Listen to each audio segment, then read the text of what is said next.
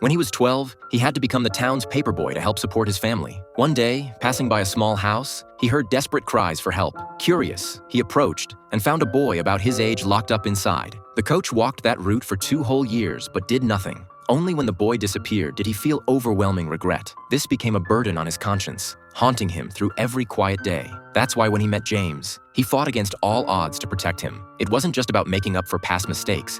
It was about finding redemption. James never let him down. Despite the captain's constant bullying, James generously gave him his beloved radio and a note with newly learned symbols as forgiveness. This pure kindness finally made the captain drop his prejudice. But the captain's father couldn't stand his son being benched. In anger, he reported to the school board, complaining that James's behavior was affecting other students. The board called in the coach, demanding James be expelled and sent to a specialized facility. This devastated the coach. He'd brought a ray of hope to James's dark life, but couldn't completely change his fate. Maybe he should never have helped James at all, but his wife firmly told him, "You two being together has filled this school with people who love him. Nothing anyone says or does can change that. Caring for others is never wrong. It's a good thing." These words gave the lost coach tremendous strength. The next day, he found James happily sharing school stories. The coach realized the boy had completely transformed. The hardships at school had been gifts, too. James's joy strengthened the coach's resolve to protect him at all costs. However, the captain's father used his influence to pressure other parents and the principal to kick James out. When the coach arrived with his wife and daughter,